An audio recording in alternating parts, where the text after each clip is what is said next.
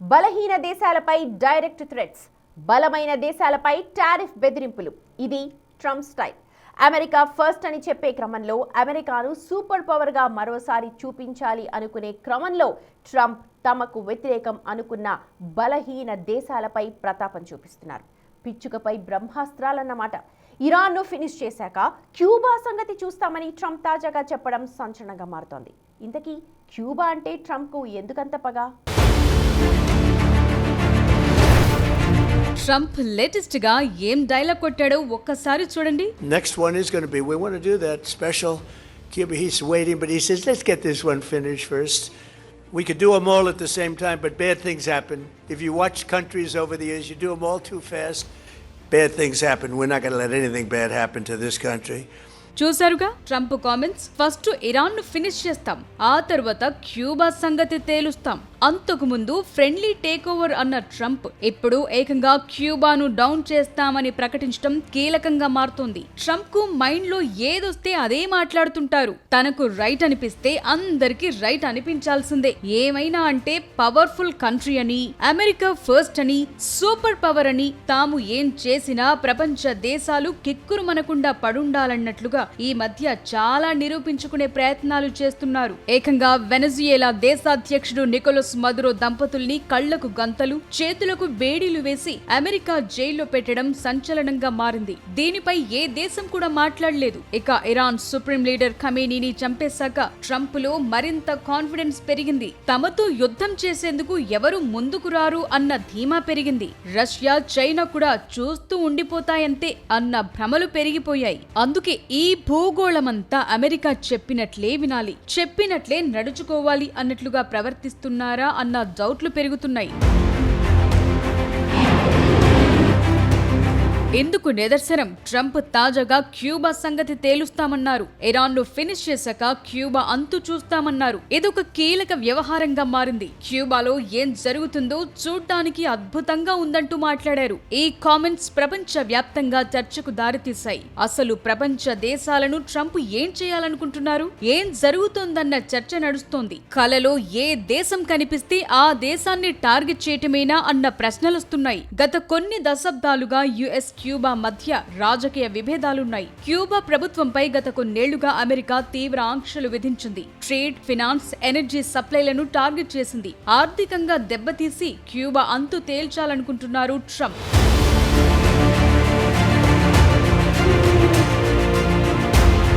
Cuba ప్రభుత్వ రాజకీయ విధానాలను మార్చేందుకు కఠినమైన ఆంక్షలతో ఒత్తిడి తెచ్చే ప్రయత్నాలు గత కొన్నాళ్లుగా పెంచింది అమెరికా. ఈ ఆంక్షలతో క్యూబా ఆర్థిక వ్యవస్థ దెబ్బతింది. సాధారణ జనం ఎక్కువగా ఇబ్బందులు పడ్డారు. యుఎస్ క్యూబా సంబంధాలు లాటిన్ అమెరికా ప్రాంత స్థిరత్వంపై చాలా ప్రభావం చూపుతాయి. క్యూబా విషయంలో యుఎస్ కొత్త ఆలోచన ప్రాంతీయ స్థిరత్వాన్ని ప్రభావితం చేయవచ్చంటున్నారు. ప్రస్తుతం క్యూబా ఆర్థిక సంక్షోభంలో ఉంది. ఇంధనం, ఇతర వనరుల కొరత వల్ల కష్టాలు విపరీతంగా పెరిగిపోయాయి. గత కొన్నేళ్లుగా క్యూబా వెనజుయేలాపై ఆధారపడుతూ వచ్చింది. వెనజుయేలా చమురు క్యూబాకు ఆర్థిక జీవనాడి. అయితే వెనజుయేలాలో చమురు వ్యవహారాలను అమెరికా తన కంట్రోల్లోకి తీసుకుంది. దీంతో క్యూబాలో ఆర్థిక కార్యకలాపాలు ప్రభావితమయ్యాయి. దీంతో రాజకీయంగా కూడా క్యూబాలో ఒత్తిడి పెరుగుతోంది.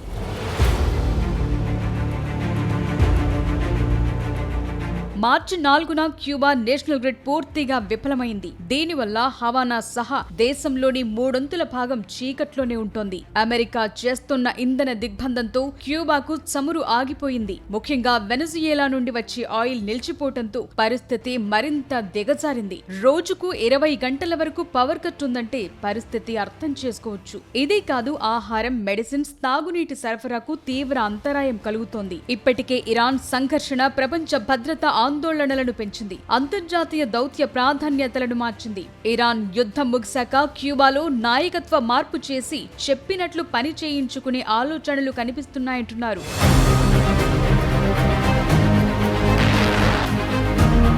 నిజానికి తమ తరువాత టార్గెట్ క్యూబా అని ట్రంప్ చెప్పగానే ప్రపంచ వ్యాప్తంగా ఇదొక హాట్ డిబేట్ అయ్యింది. ఎందుకంటే క్యూబా చరిత్రాత్మకంగా ప్రపంచ రాజకీయాల్లో ముందంజలో ఉంది. ముఖ్యంగా యుఎస్ఎస్ఆర్ సంబంధాలు చెడిపోయినప్పుడు ఇదే కీలకంగా పనిచేసింది. క్యూబా యుఎస్ కు సమీపంలో ఉండటం వల్ల అక్కడ ఏ చర్యలు జరిగినా ప్రపంచ వ్యాప్తంగా ఆసక్తి కలిగిస్తాయి.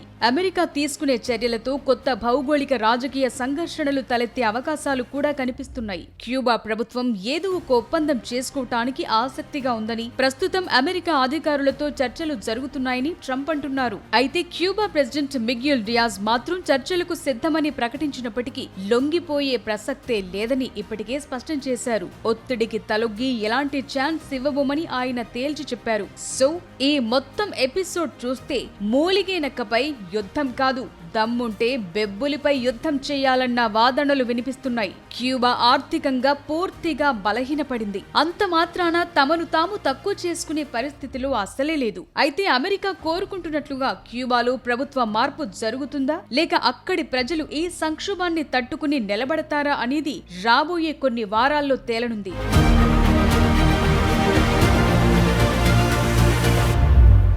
ట్రంప్ కు టార్గెట్ అవుతోన్న దేశాల లిస్టు చూస్తే చాలా పెద్దదిగా ఉంది. అన్ని బలహీన దేశాలే, కొన్ని మాత్రమే ఎదురు తిరిగే శక్తి ఉంది.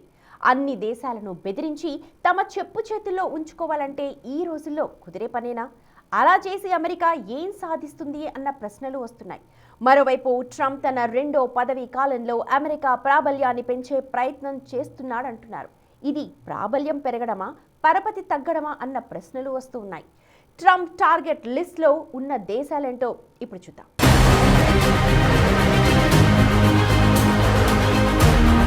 Iran, Cuba, Venezuela, Gaza, Greenland, Canada, Panama కాలువ ఇలా చెప్పుకుంటూ వెళితే ట్రంప్ టార్గెటెడ్ లిస్ట్ చాలానే ఉంది. ఇక కీలక దేశాలైన రష్యా, చైనా వంటి వాటిని కంట్రోల్ చేయాలని, డాలర్లలోనే బిజినెస్ చేయాలని, అంతా అమెరికా చెప్పినట్లే వినాలని, అమెరికానే ఫస్ట్ అని చెప్పే ప్రయత్నాలు పెంచుతున్నారు. ప్రస్తుతం ఇరాన్ పై అమెరికా, ఇజ్రాయెల్ ఉమ్మడిగా భారీ సైనిక దాడులు చేస్తున్నాయి. ఈ దాడులకు పెద్ద కారణం కూడా లేదు. ఇరాన్ అణు కార్యక్రమాలను నిలిపివేయటం లేదని, క్షిపణి వ్యవస్థలను పెంచుకుంటోందని, అక్కడ ప్రభుత్వ మార్పు తీసుకురావటం లక్ష్యంగా దాడులు చేస్తున్నారు. కానీ ఇవేవి అసలు కారణాలు కాదని ఇరాన్ ఆయిల్ పై ట్రంప్ కన్నుందంటారు. అందుకే ఇలా దాడి చేసి డమ్మి ప్రభుత్వాన్ని ఏర్పాటు చేసి తమ చెప్పు చేతల్లో ఉంచుకోవటం లక్ష్యంగా ఈ యుద్ధం అంటున్నారు. ఇక తమకు సమీపంలో ఉన్న క్యూబాలో అయితే కమ్యూనిస్టు ప్రభుత్వాన్ని పడగొట్టి తమకు బేస్ గా మార్చుకోవాలన్న ఆలోచనతో ఉన్నారంటున్నారు. క్యూబాను ఉగ్రవాదానికి మద్దతిచ్చే దేశంగా ముద్ర వేశారు ట్రంప్. క్యూబాకు వెళ్లే చమురు నౌకలను అమెరికా అడ్డుకుని వారి జీవితాలతో ఆడుకుంటున్నారు.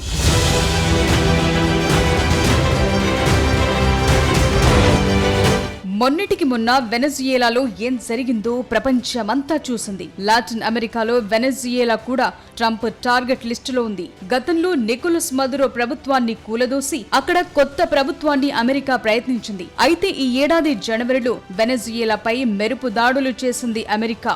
మదురోను అధికారంలో నుండి తొలగించి అరెస్టు చేసి తీసుకెళ్లింది.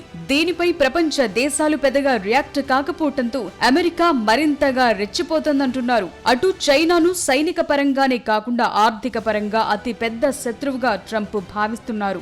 భారీ టారిఫ్లు విధించారు. అటు అణు ఆయుధాల తయారీని ఆపకపోతే కఠిన చర్యలు తప్పవని నార్త్ కొరియాకు చాలా సార్లు వార్నింగ్లు ఇచ్చారు.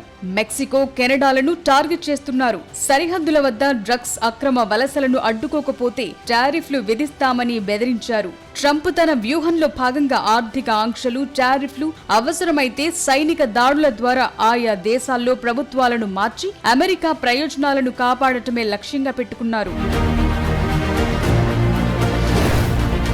గ్రీన్లాండ్ ను కొనటం లేదా స్వాధీనం చేసుకోవటం అమెరికా జాతీయ భద్రతకు అత్యంత అవసరమని ట్రంప్ భావిస్తున్నారు. రష్యా లేదా చైనా నుండి క్షిపణి దాడులు జరిగితే అవి గ్రీన్లాండ్ మీదుగానే అమెరికాకు చేరుకుంటాయి. అది అమెరికా సొంతమైతేనే గోల్డెన్ డోమ్ వంటి అధునాతన క్షిపణి రక్షణ వ్యవస్థలను నిర్మించగలమని వాదిస్తున్నారు.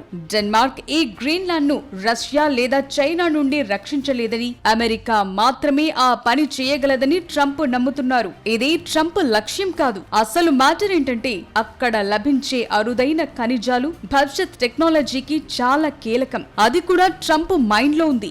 రేర్ ఎర్త్ మినరల్స్ కోసం చైనాపై ఆధారపడటం తగ్గించుకునే ఉద్దేశంతో గేమ్ మార్చాలనుకుంటున్నారు. అయితే ట్రంప్ గ్రీన్లాండ్ ఎత్తుగడపై చాలా యూరోపియన్ దేశాలు మండిపడ్డాయి.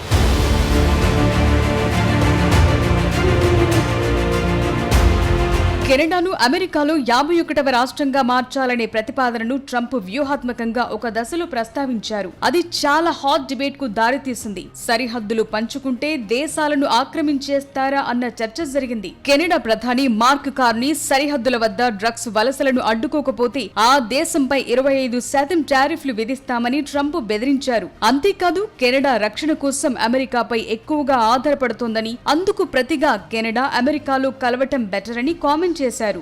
అటు పనామా కాలువ, ఇది ప్రపంచ వాణిజ్యానికి చాలా కీలకమని, దీనిపై మళ్లీ అమెరికా నియంత్రణ ఉండాలని ట్రంప్ కోరుకుంటున్నారు. అమెరికా 1900లో నిర్మించిన ఈ కెనాల్ ను తిరిగి స్వాధీనం చేసుకోవాలని చెప్పాడు. 1977లో జిమ్మీ కార్టర్ అడ్మినిస్ట్రేషన్ సమయంలో పనామాతో చేసుకున్న ఒప్పందాన్ని పెద్ద తప్పని విమర్శించాడు.